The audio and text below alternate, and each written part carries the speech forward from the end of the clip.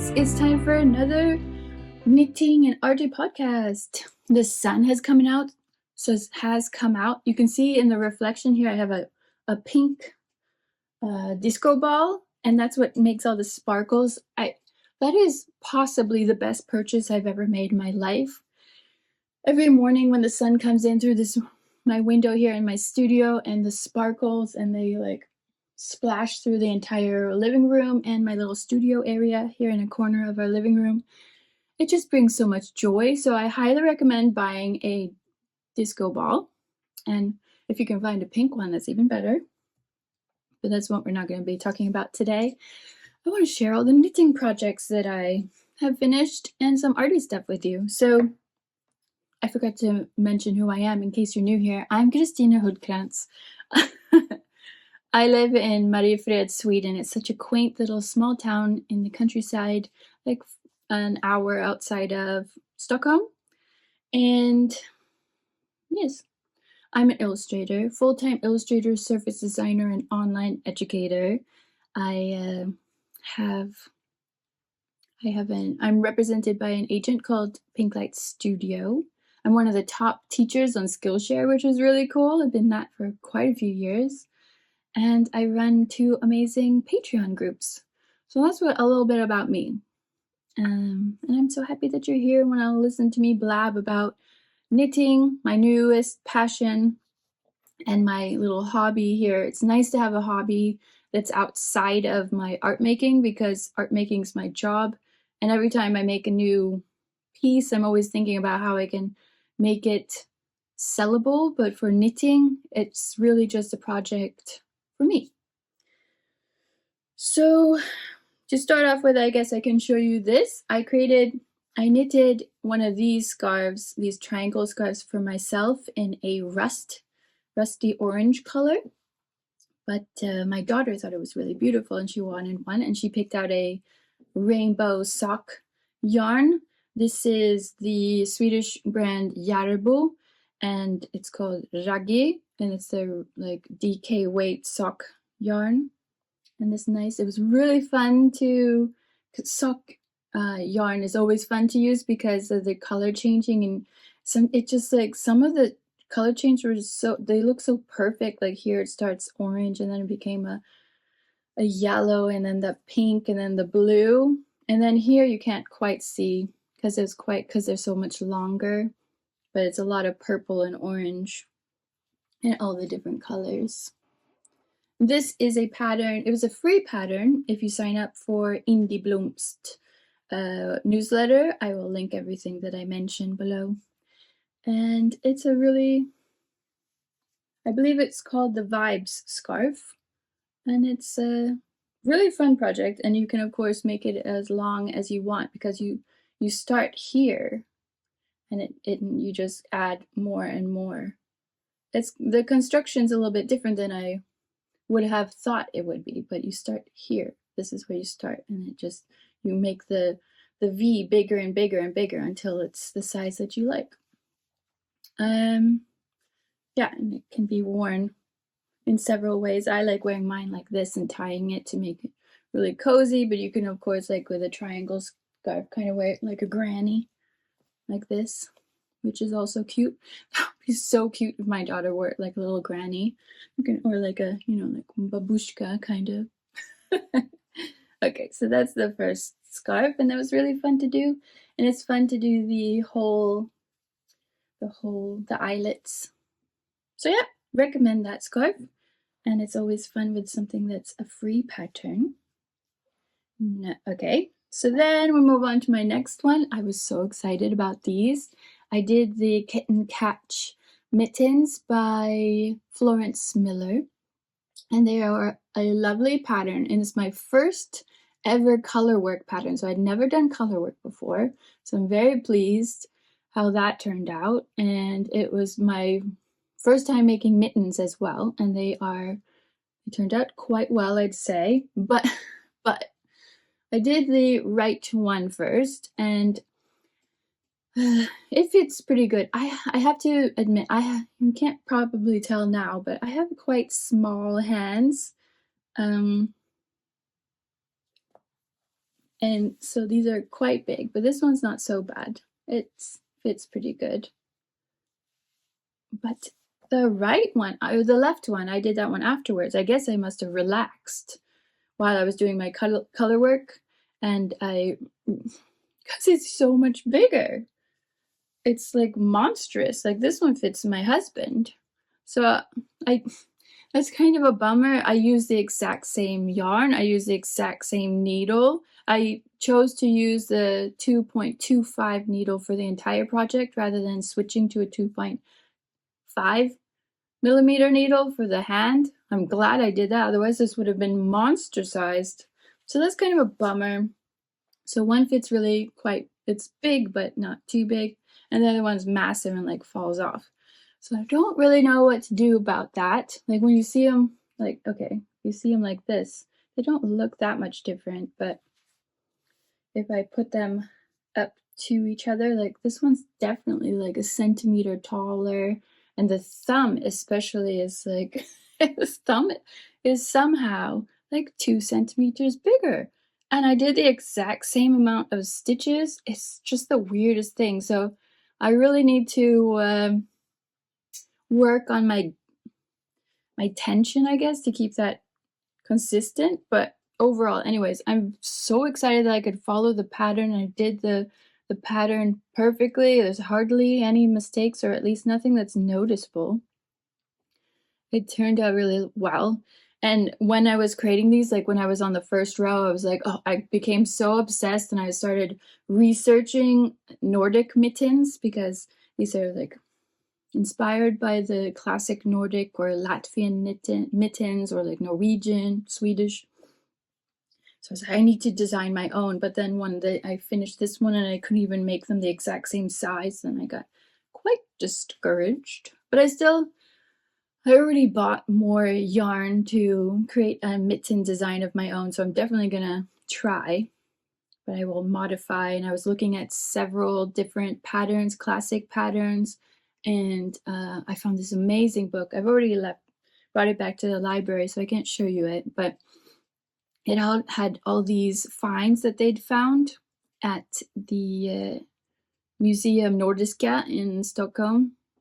These they found mittens from the 1800s. They weren't that old, and the specific designs. So those were really fun. And I sat down with my iPad and I recreated a few. I gave them a little boost since I am a pattern designer. So I know that I said that knitting was just going to be my hobby and I wasn't going to monetize it, but I just because I'm a creative person and a business lady, I guess I just can't. So maybe it's not going to be right now because I need to get better at knitting, but just having that as a project was really fun. So anyways, that was the Kitten Catch mittens, and they are really lovely. I like them. I did mess up the pattern on here, but it's hardly noticeable. Like here you see it's a little fudged, but the thumb covers it up, so no big deal. I was considering trying to shrink this one a little bit in the dryer, but it might get felted, and that could be okay since it's a mitten and you want them to be kind of warmer. So I might try that, but I might mess them up most likely. And then finally, my last finished object. I finished finally my Shine cardigan by November Knits, and I think it turned out really beautiful. I added pretty simple mother of pearl buttons. I really love the seed stitch balloon arms. They feel really elegant. I love that this sweater feels like it's both kind of homey and cozy, but also because it's kind of fluffy and this beigey white color makes it look quite elegant with the buttons. I feel like it would look really nice with a dress. So I really like it. I can put it on for you. It's quite wide. Again, I did the small size, but I think maybe I relax when I do the swatch. I'm really concentrated and maybe pulling tighter and want it perfect. But when I'm sitting in my couch, just relax, I think my gauge gets a lot bigger. So it is quite wide, but everything's oversized these days, so it looks nice. And I love the sleeves, and it blocked. I didn't really notice any difference when I blocked it. It's just fuzzy and cozy, and it's insanely warm, and it's just exciting that I created this. So very happy with that. But I have to say, in all honesty, because of the slight fail with my mittens, I feel kind of not put off, but slightly discouraged by my knitting, that I'm not perfect right away. But that's just like a good reminder that you can't be the best at everything right away. All right, so now I have to show you some things that I'm working on. So I have my knitting basket here. This used to be my mushroom picking basket, but it's a little bit too big to bring out in the woods. I want a slightly smaller basket for my mushroom picking. So I have a few things here to show you. First up, in my little project bag that I showed you last month that I sewed myself, which is so exciting, I am creating a little top for summer. Okay. So you can kind of see the workings. So here's the top of it's like a little tank. This is the Sweet Breeze top by Kutovakika, and I am knitting it in this really soft and luxurious Fonty Moustache. And in the color, it's 420, I think the color number. Yeah, 420. It's insanely soft. It is 30% mohair, 20% silk, and 50% merino. It's very soft. That's also, of course, like a plus for wearing it, but knitting, oh, it's very slickety. And because I am still a novice, it is quite challenging, I'd say. So I've messed up so many of the stitches, and because it's just stockinette, it's really, you can see it. So again, I got really discouraged that this one, like, this is the most expensive yarn I've ever purchased, and I want it to look nice, and I keep messing up. But then I'm also not a perfectionist, so I'm thinking like, oh, it doesn't matter. Like, if, I don't know, like, it's not, I don't drop stitches, I just like fumble them a little bit, or like you catch a little bit of another stitch at the same time, or like that stitch underneath and you get a little bit of that one, and so they pull slightly weird. So yeah, anyways, I also, I don't know, the gauge on this, if it's correct, I don't know. Now I'm just like on stockinette on the round, and I have to do that until the body is done, and that takes forever. But I think it could look nice in the end. And I'm just going to embrace that I mess up stitches sometimes. It's okay. It's a beautiful color, and it's very soft. And I think once it's finished with, you know, like the ribbed edges on around the armholes and the neck hole and the bottom, it's going to look more put together. And then, like everybody says, blocking always does wonders. So I'm crossing my fingers for that. There's that project. So I have that one. So that's nice, like just sitting with stockinette, watching TV, just go, go, go until the body is long. So that's going to take a while. And then I have another sweater that I wanted to do. So I became very Swedish nostalgic already. I've been living here for 18 years. And the store that I buy my yarn at here in Mariefred, where I live, they sell a lot of this Swedish brand called Järbo, and they sell this Swedish wool. And I've been starting to follow a girl on YouTube here, and on she's a pattern designer for sweaters, and she's from Sweden, Anna Sjösvärd. And I brought home her beautiful book. I showed you that last time, from the library, and I just, you know, inspired to be creating a fully Swedish sweater with Swedish wool from a Swedish designer. So that's what I'm doing. So I chose her Folklore sweater. It's a beautiful round yoke design with a kind of kurbits, traditional Swedish design at the top. And I chose this, excuse me, I just have to like sit more comfortably. I chose this beautiful dark navy color. This one's called, I think it was called Bernstens Blå. It's a dark blue, very dark blue color, but in the sun, like it doesn't look black. Here in this lighting, it looks very black, but it's very dark blue. I have to say, Swedish wool has more of that rustic feel. It's not super scratchy. I don't think I'm sensitive to wool. It feels fine to me, but I'm thinking this is going to be like a thick winter sweater. I hope I can get it finished by next, when it gets cold again. So I have that, and I've done the collar. So I haven't gotten very far with that. It's also quite fun because I don't have one of those ball winder things or anything, so I had to do the balls by hand, and that's actually kind of a fun process. It takes forever. I just use a dowel and just wind and wind and wind. I'm also used the pink is also Järbo's, but I'm using a slightly thinner. This is the 3-ply, I think it's called 3-ply, and this is a 2-ply, and I'm mixing it with their mohair, which has different colors, which should be really pretty. So I'm pretty excited about this. So little pink pops in this beautiful yoke design with this really rich, deep navy color. I think it's going to be stunning. I can't, now that I haven't worked on this for a couple weeks, but now that I brought it out and I feel the wool again, like, oh, it's going to be exciting. So I feel more inspired to do this again. So that was all the knitting stuff. Moving on to some arty things. Like, I think I have gotten my painting mojo back.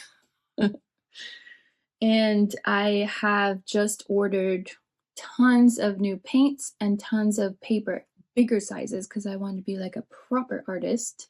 Just like the silliest things, but these are the things that I think about all the time. Like, it goes up and down with like, oh, I only want to do digital art because I don't want to make a mess. And then next week after that, I'm like, oh, I want to be a proper artist and I want to stand like with painting on an easel and like get back into that like I did in art school.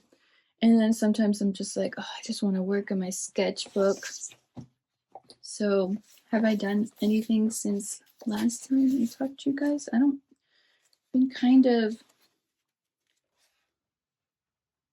think so, not really. I did these cute little mice for Emma Maliauka session. I've just been enjoying just painting with rich colors. This is with my gouache paints.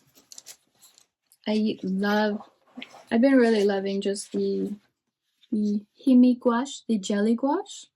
I like that they stay juicy as long as you keep spraying them. I have a little like old toner bottle that I spray regular water, and I also purchased the spray that has a little antimicrobial something in it, so it keeps it from growing mold.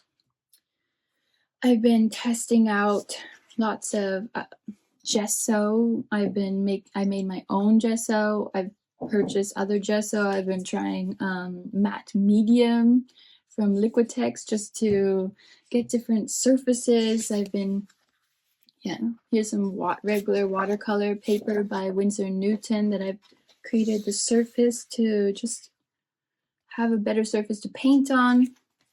Here I started this other paper with an orange background. Look how it just brightens up the entire room. I don't like orange, but underneath a painting, if it pops through, if I'm doing I was thinking of doing some kind of landscape, and I think the orange is going to pop out, and if I have a lot of water that's blue and the sky blue and the orange just looks stunning. Yeah, I can show you my first painting that I've done in a very long time. A still life. I'm trying to do more stuff.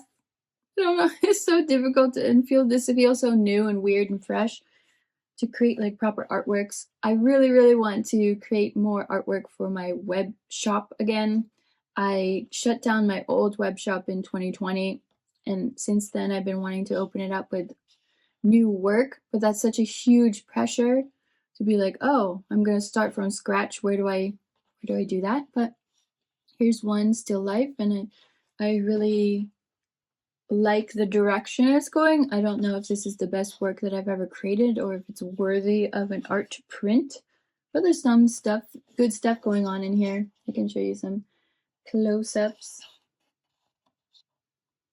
Just like, I'm so into this like juicy paint and the layers and the different colors, and it's really exciting. Here's another small one that I did that I don't like as much, but I still created it. Pretty cute. And again, like, it's going somewhere. We'll get there. Yeah, so I'm really excited for those orders to come in. Like usual, like ordering art supplies is so exciting, but when I spent quite a lot.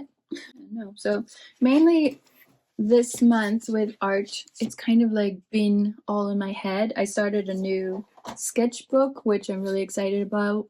This is kind of like, I'm a painter, I'm gonna be a painter now kind of sketchbook. That's, saying that just, I feel so like I'm bearing my soul, which is silly. But anyways, I can show you some stuff. I'm so inspired by Tove Jansson at the moment that I can show you. Here we go. Wait a second.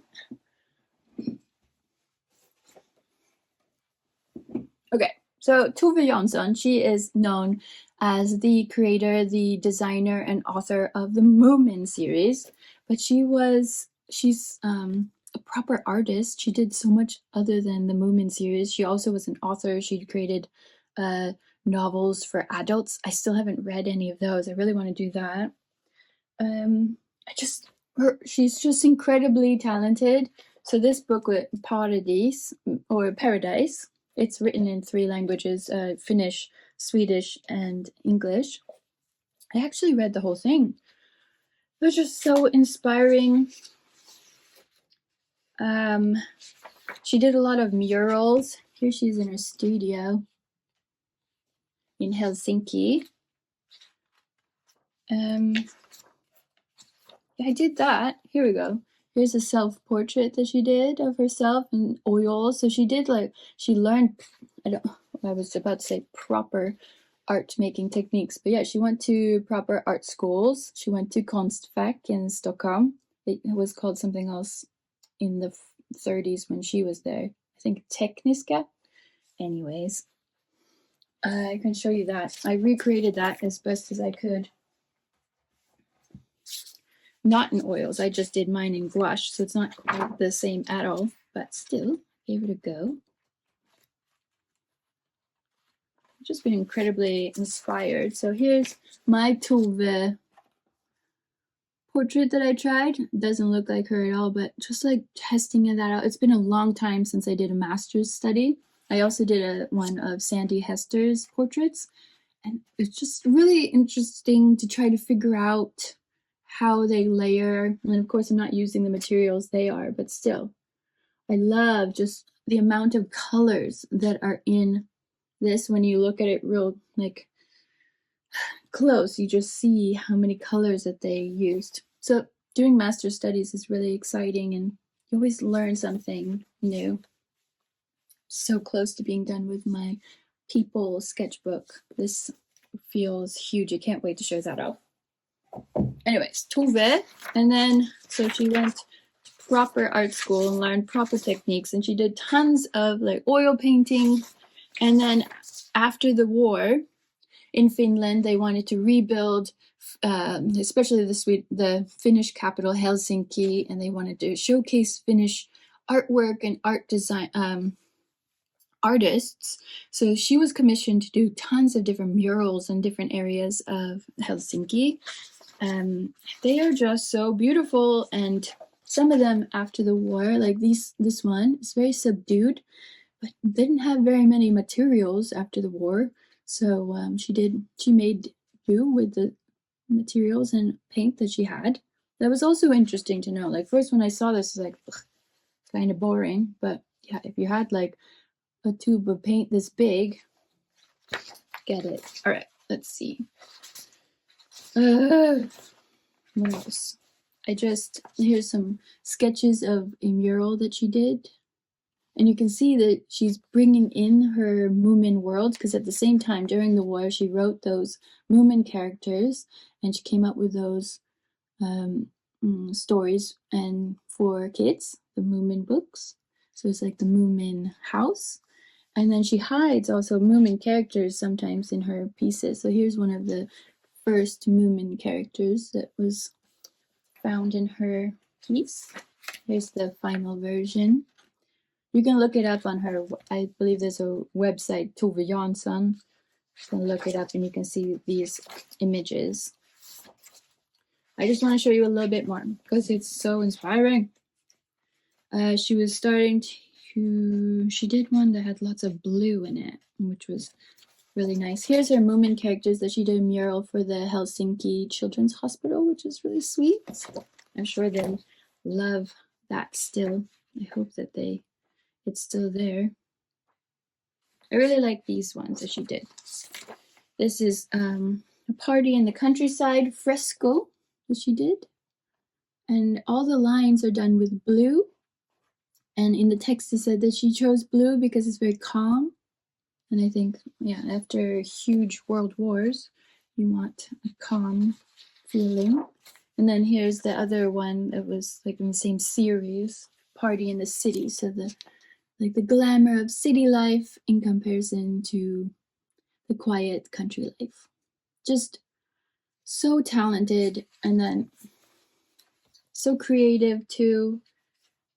I just adore her work even more learning about that. And then later on in these other huge murals that she did, like about this one I think is called about, yeah, the fairy tale panorama it was called, and there's tons of fairy tale figures like princesses and unicorns and all of that. But then of course she hides her little Moomin characters in different areas. So here is the Moomin. So that just awakened something in my art making and thinking about like, oh, I tried to make something so serious and for adults, but I think putting those little details, like if I came up with little characters, like I've come up with a character that I like. It's not as excellent as Moomin's, obviously, but it could be my little character. And if I put that little character in my paintings, even if they're trying to be serious, I just love that it like feeds that like childlike wonder. And also if a kid were to see the painting, like they can look for that. Wonderful. I also love the blue lines. Anyway, so just coming back to that, I picked out Tove's palette, her color palette, and thinking about that. I feel like I got these wine colors wrong, but this palette looks really good. And I've been thinking about still lifes, and I've been recording different compositions. And then I have this huge idea to do landscapes through my life. Now it feels like I have to do some kind of retrospective because I am 40 years old, so I have to like recreate my life in pictures, which so I want to start with creating landscapes, defining my childhood in Maine. So I grew up in Portland, Maine, and I've started to record the colors that I see there in remember or associate. Lots of like gray, bluey greens and blues and sandy colors. It's a lot like the Maine coast is beautiful. Yeah, so that's what I'm thinking about a lot in creating those kinds of landscapes. inspired by the place that I grew up, and then I will move on to the other places that I have lived. I lived also in Tampa, Florida, and yeah, so I can make like dorky sunset paintings about Florida. I was also kind of more leaning towards that like jungle landscape. Just Florida is so overgrown with so many plants, like that would be interesting rather than doing the whole palms and beach thing. Everybody does that. Okay, what else can I share with you? So I just have so many ideas, and I can't wait for my huge paper to come in. I think it's gonna come in today. Here I also, the other day, my husband was getting his hair cut, and here's our, what's it called? Hairdressers in town in Mariefred. This is cute little yellow building. And so I sat outside in the park and I sketched the scene while he got his hair cut. It was nice and sunshiny. I love it. So there's Mariefred. It's going to be fun to get to Mariefred too, where I live now. I also lived in Stockholm for 10 years. So I want to do Maine, like Portland, Maine, Tampa, Florida, Stockholm, Sweden, and then Mariefred. And then the rest is, we'll see what happens after that. Yeah, so just like when you get an idea in your head, it's so much easier to start planning, and there's so many ideas. Like with Maine now, I'm just settled on that for right now, but I'm gonna fill this sketchbook with all the other ideas. It's so nice having a project. Yeah, that's it. That's all I have to share. I can't wait. Next month, I hope that I've gotten my paper. I've gone wild with painting on it. I've started my first like A2 painting. It's been forever since I did anything so large format. I've purchased lots of flash paint, so that's going to be fun. I've never worked with that. I tried my friends the other day so that I knew if I liked the texture. It looks gorgeously matte, not shiny. Can't wait.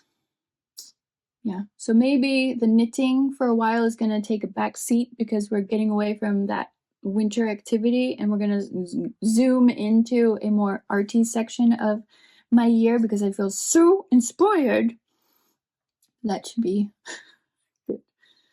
I'm like working myself up because I'm so excited. Like I'm like out of breath, both because I talk too much in these videos because I'm just talking to myself and there's no other person conversing back, you know, like when you have a regular conversation, you like take breaks. But I haven't taken a break for 32 minutes and 53 seconds. My parents love watching these videos and they think like, who is this person? Because my entire childhood I was completely silent. Well, I guess I'm making up for lost time. Hi, Mommy and Daddy, love you. Okay, thanks for watching. Thanks for being here. I hope that my hope always when I create all these videos, like I create videos everywhere. I'm on Skillshare and I'm on YouTube every week sharing stuff like this. And I just really want to inspire other artists or hobbyists to just get out to sketchbook. Sometimes even this planning stage is the most exciting part, like coming up with all the ideas and figuring out what colors to use. Or sometimes like the actual art making is really fun. I know that the buying of supplies is really fun, but I get stuck in that section. Buying the supplies, getting really excited, planning it out. But then when it comes to creating the final artwork, I kind of feel like, yeah, I create something that I think is half okay, and then I get discouraged and then like, ugh.